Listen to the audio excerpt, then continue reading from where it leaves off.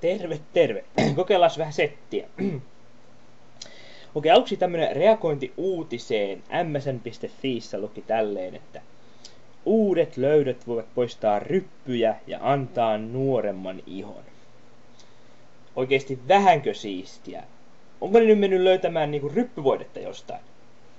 Koska siis ihan ekana tulisi mieleen, että niinku ryppyvoide voisi olla just se niinku keksintö, joka tekisi just ton. Mut sit se on niinku sille jo keksitty. No joo. Mut mä lainasin tässä yksi päivä kirjastosta tämmösen koomikon ohjekirjan ja lukaisin sen sitten nopeasti läpi ja ei siinä 3 juttua jäi mieleen. Ne oli niinku rooli, sitten se koska itsekin niinku sen henkilön pitää olla hauska. Sä voit vetää myös omaa roolia, jos sä oot hauska. Mut niinku rooli, sit läski ja homo sun pitäisi olla. Joo. Niin siinä sanottiin, että hauskempaa settiä heität, jos oot läski ja homo. Mä en koe olevani erityisen läski tai homo. Niin mä sitten ajattelin, että voisinko mä niinku lähteä tän roolin kautta rakentamaan tätä juttua.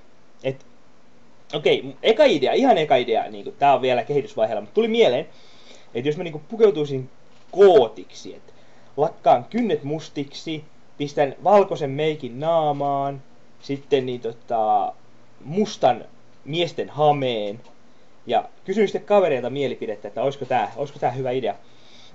Niin ne sanoi, että ei missään nimessä, että jos täällä Vaasassa sä pukeudut tolleen ja meet niinku baariin, niin ne pitää sua ihan homona. Ja mä olin sit silleen, että aika jännä juttu, että jos ajatellaan sitten Keski-Eurooppaa, vaikka Saksaa, niin sua pidetään siellä homona, jos sä tunget sun penistä toisen miehen perseeseen. Et siinä on niinku pieni ero. Joo. Mutta sehän on suuri väärinkäsitys kooteista, että niinku ne olisi sellaisia saatananpalvojia, tosi kovan luokan saatananpalvojia sellaisia, että niinku uhraa neitsyitä ja tälleen.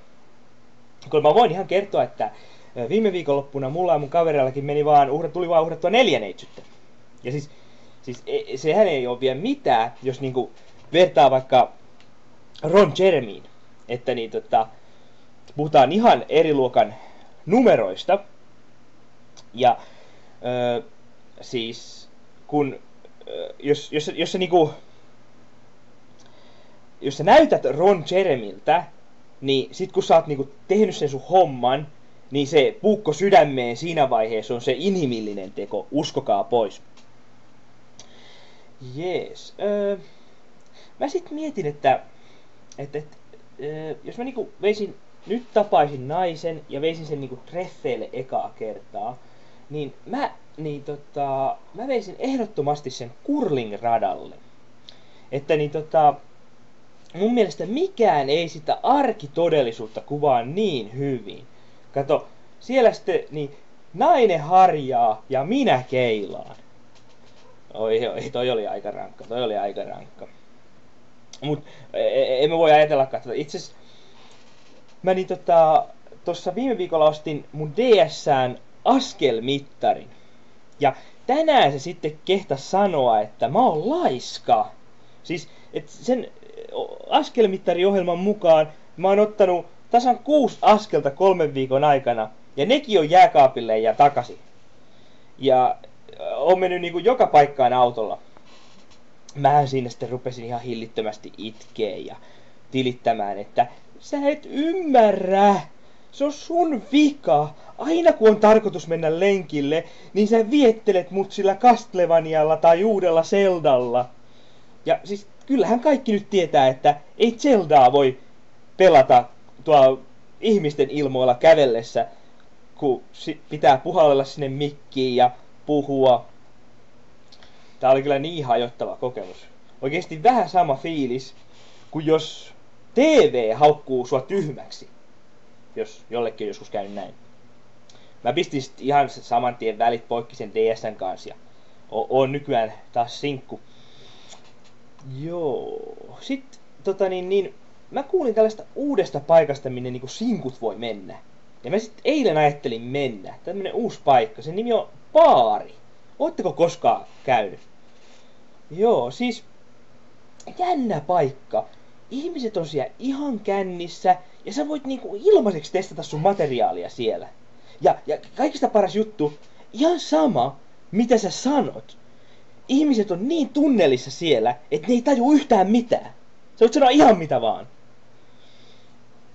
Joo.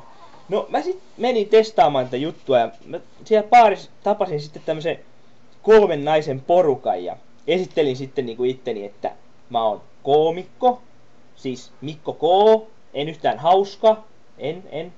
Ja sitten niinku, ne niinku siitä, tai yksi niistä innostui ihan, että ei voiko sä heittää jotain settiä, että niinku näin. Mä rupesin sitten heittämään oikein kunnon settiä, näitä mun juttuja ja niinku, mä menin hyvällä niinku drivilla ja itsetunnolla ja tälleen.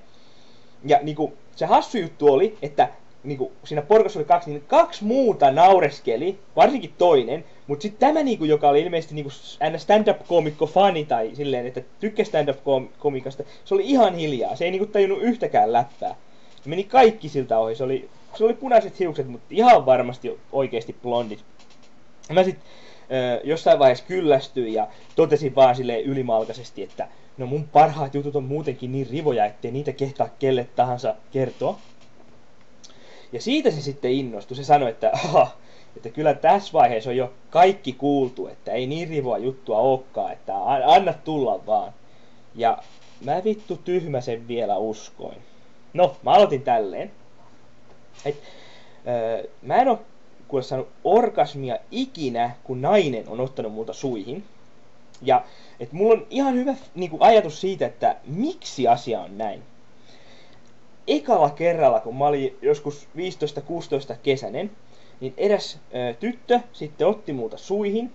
Ja se sitten siinä sanoi, että ei hitsi, että mulla ei ole koskaan mahtunut kokonaan tää penis suuhun, että niinku, yleensä siinä puolesvälissä rupeen kakimaan, mutta nyt mulla on, niinku, mulla on koko penis suussa ja kummakin pallit.